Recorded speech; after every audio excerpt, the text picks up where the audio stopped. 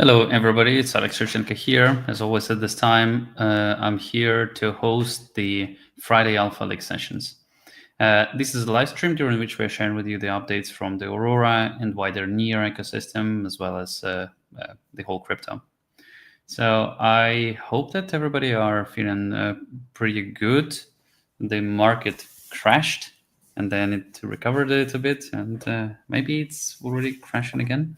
Who knows? Nobody knows. But I hope that you're feeling okay and you're doing proper and wise financial decisions. So then these market swings are not hurting you that much. Without further ado, let's go into the updates. First of all, in line with the token economy 2.0, there was a burn of the Aurora tokens from the November. And this thing, as usually, has been executed as a transfer from the on the Ethereum blockchain to the 0x DAT address. This is what happened here. You are able to verify it directly on the Ethereum blockchain. Sproutly, one of the participants of the Aurora Blocks Incubator program, is coming closer to the release. They are doing this pretty interesting, overview of the project, as well as there is a YouTube link here so that you are able to check it out. Follow Sproutly for the updates, and they're going to go to mainnet pretty soon. Looking forward to their developments. There was yesterday a retro drop to the Jumbo communities, to those people from the Jumbo community who have been participating in the most recent Calyx sale. And in case you are a holder of Jumbo, check it out, and you are able to get this drop. Now, there was one major thing that was happening with the above mentioned token sale on Calyx, the ConsumerFi. And ConsumerFi has been sharing the update with everybody through their Twitter account. In short, they have been committing to performing the token sale with some particular parameters, especially around the FDV for the start of the trading of the assets. And obviously, they were planning this before this market crash. What they have seen is that it will be extremely hard for them to actually deliver on this promise. They decided not to rug pull everybody. They decided not to actually, just change things during the flight, because they are unable to meet these expectations of all of the participants on Calyx. Instead, they decided to actually refund all of the participants of the token sale their participation in the USDC. And the TG of ConsumerFi is starting either today or maybe tomorrow.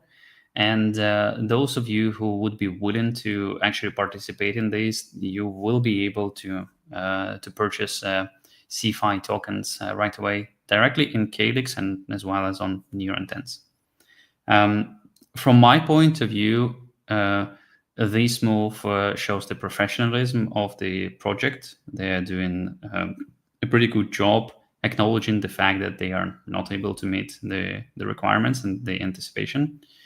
And for everybody who have been taking a part in this token sale, I can say that that you should not be like in a bad mood, probably, because you're getting a full refund in the USDC dollar value as of a couple of weeks before. So that's this is something that you're able, like you're not losing here anything. However, obviously, if you're very interested in the project, once again, you should consider participating already, kind of having the exposure to the token after the TGE. Once again, it will be available on Calyx and directly in Calyx, and also in all of the Near Intents front ends. Moving on forward, there was another milestone for Near Intents. It has crossed 7 billion in trading volume. So that's a good good milestone. Maybe we're going to hit another milestone, or maybe even a couple of them, before the end of the year. Let's see.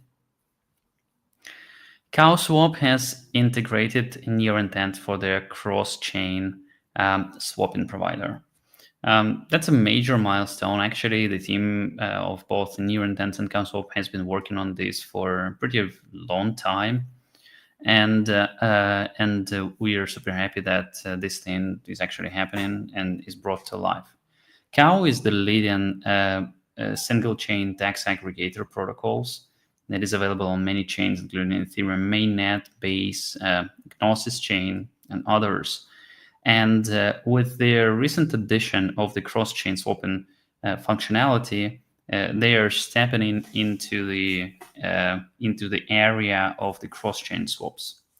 And the way how Cow is working for the cross-chain swaps is that they are using third-party providers. They call it bridge providers to allow for the move of the assets in between the chains. So Near Intent becomes one of these providers, and actually the biggest at the moment on from the Cow front end, and it's super nice to see. It was Cow is a very professional team, paying lots of attention to the details of security and the custody of funds. It was really a breeze working with them and them understanding what the tech behind the Near Intent is and so on. So in case you are looking for a place to swap your assets on a single EVM chain or across different EVM chains, I highly recommend you checking out Cow Protocol, who was one of the leading innovators in the intent space. And this is directly depicted in their naming because Cow stands for coincidence of wants, which is pretty much the same thing what the intents architecture mean. So super cool to see this integration, and wishing Cow lots of growth in the future year. And there was a number of launches on the AI side from the Near protocol, and super happy to see these launches happening. And the two most important ones were the Near AI Cloud and the private chat. So these products allowing, Near AI Cloud is the solution that allows you to launch your AI models in the cloud without revealing the weights of these models. This is exactly the promise of the DCML and this white paper of the DCML, which stands for Decentralized Confidential Machine Learning. This piece was released a little bit earlier this year. Now we have a product that provides the DCML action in the real life. And also this thing is already used in convolution with private chat, which is the solution for having your ChatGPT style experience. However, making sure that all of the communication is private and not shared with anyone else, including the operator of the model. So this combination of these two products is actually used in production right now. For example, my browser, which is Brave.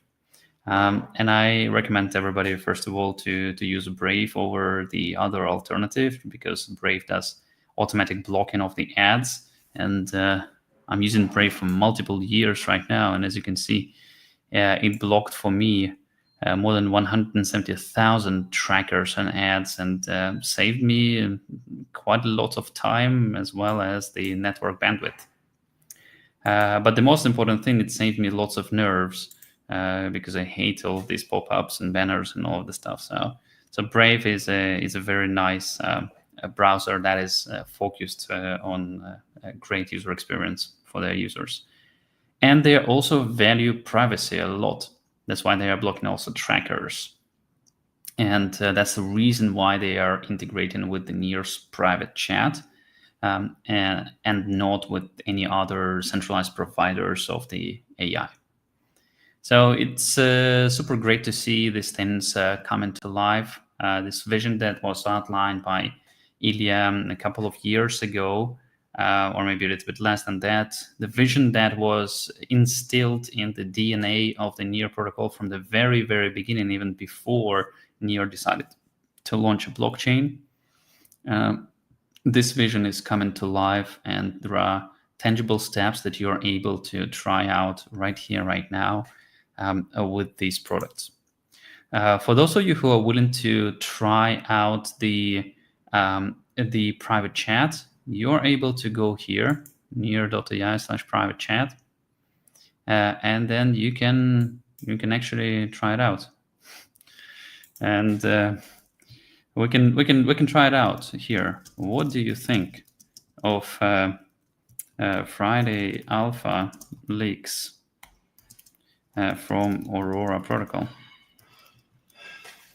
Okay, it wants me to log in here.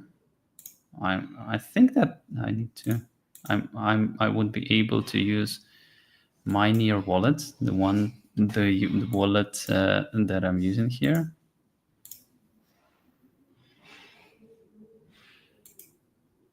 Okay, I'm signing in chat, and let's try it out.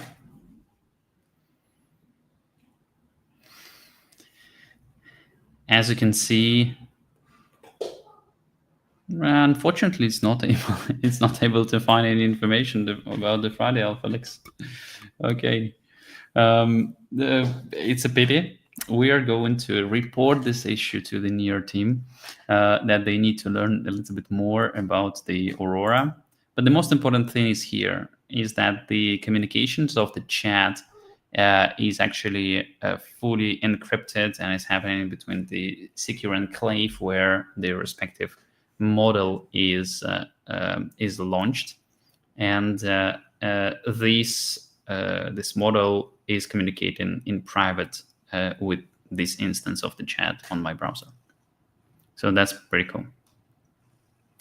And as always, we're going to finish it off with the meme contest. There were quite a lot of different memes that the community has been generating. And it looks like this week's theme was about kudos and the following of the Aurora main account. And from my point of view, the top three are the following. Number 3 goes to Oduka for waiting for a follow back from the Aurora. Everybody likes Mr. Bean. And then Leoton is actually a pretty trendy person, as you can see here. Looking into the the second, like that's the first part of this cartoon. I'm not sure how it is called in English, by the way. But this week was the release of the second part of it, or like last week. And it seems like it's performing very, very well. I haven't seen neither of these cartoons. And number 1 goes to Aihichi Praise, with the Aurora intern trying hard not to give me a follow on X. Congrats to all of the winners. And I'm going to stop sharing my screen right now and try to answer all the questions that you have. Okay, let's go. The question from Oduka: is there a limit to Aurora monthly token burns going to continue consistently with time? The Aurora token burn is not a gimmick. This is like some of the projects that are doing the token burns. I'm not gonna name any of the projects, but there are some projects that are allocating during their TGE some amount of tokens to be burned later, which is strange. Anyway, the way how this thing is working is that on the level of the Near protocol, 30% of the gas fees are accumulated on the smart contracts that are launched on the Near protocol, while 70% are burned. And these 30% are accumulated on all of the Aurora different smart contracts. This includes Aurora mainnet, virtual chains, additional contracts that are deployed around forwarder and around the cross-contract call SDKs and many other things. So there is this constant accumulation of these Near tokens on the balance of these smart contracts. And the Aurora Token Economy 2.0 update has been stating that these accumulated Near must be used to buy back Aurora from the market and burn it. And this is what is generating these burns. So the more activity is happening on the Aurora or any Aurora virtual chains, the more Near will be accumulated because of the gas fees, and the more Aurora will be bought back. So this then is proportional to the activity on the Aurora networks, and it is going to stay up until the moment in time when the governance is going to change the way how this thing is treated. So that's kind of the answer to this question. Any big alpha on Near intents? There are several chains that are in the works to be launched. One starts with BC, and then you're going to figure it out.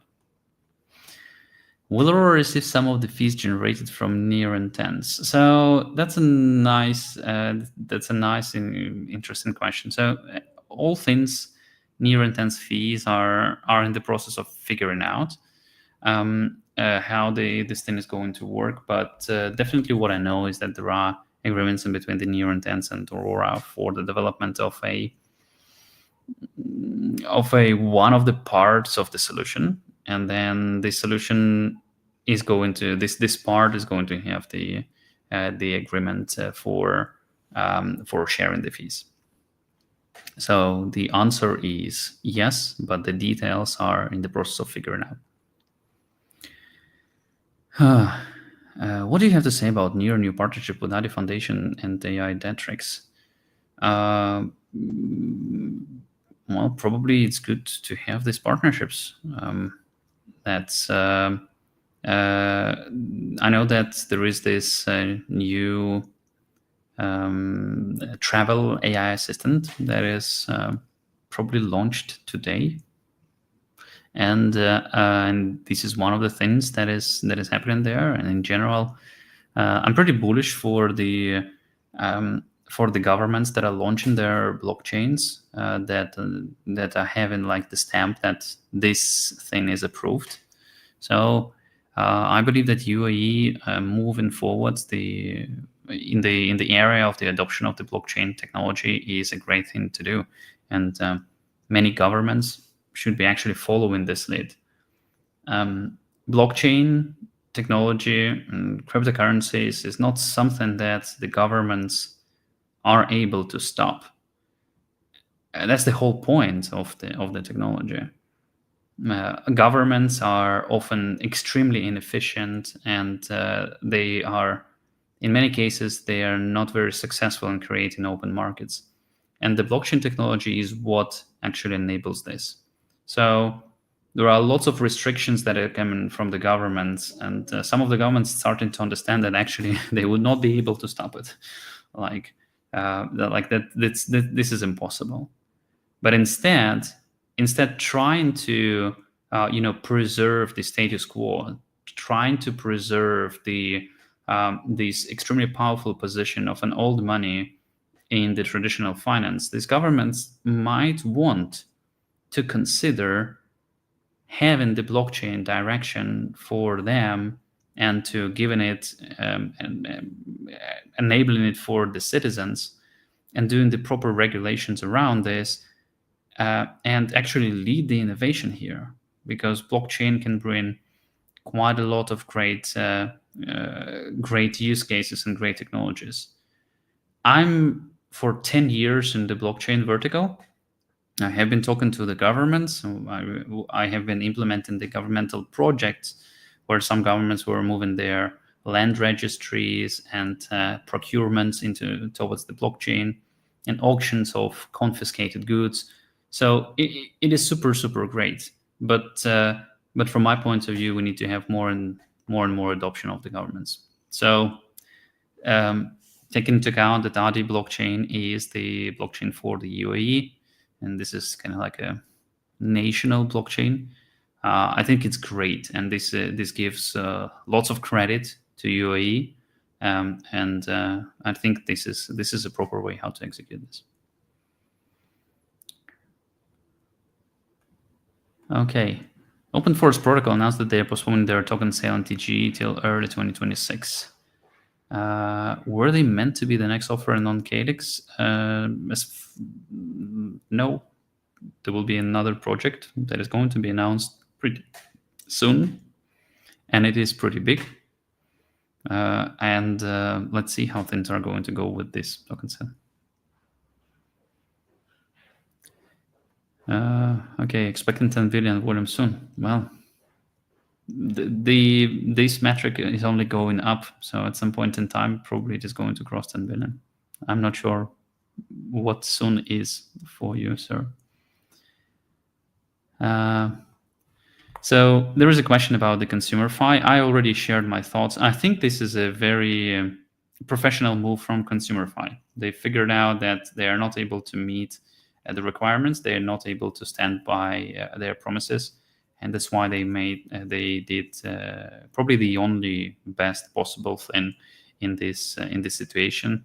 They were saying that we failed. We are not able to deliver to the participants of the sale what we have promised, and they are returning the funds. I think it's very professional, and this is how this situation should be handled. Okay, Zootopia, Zootopia, right? Yeah, that's the thing. Is there a plan to add new blockchain for intents? There are tons of blockchains that are in the process of integration, and there were some alpha leaks earlier today, and also in some of my tweets about it. It seems like that's it. Thanks everybody for staying with us. We have more than 150 people listening to the stream. Thank you very much. Separately, big shout out and hello. Thanks for watching this video. For those of you who are going to watch the video, and stay safe, make wise financial decisions. Do not risk money that you're not affording to lose. And we're, as always, we're going to meet each other in exactly 1 week from now on the next Friday Alpha League sessions. Until then, have a good one.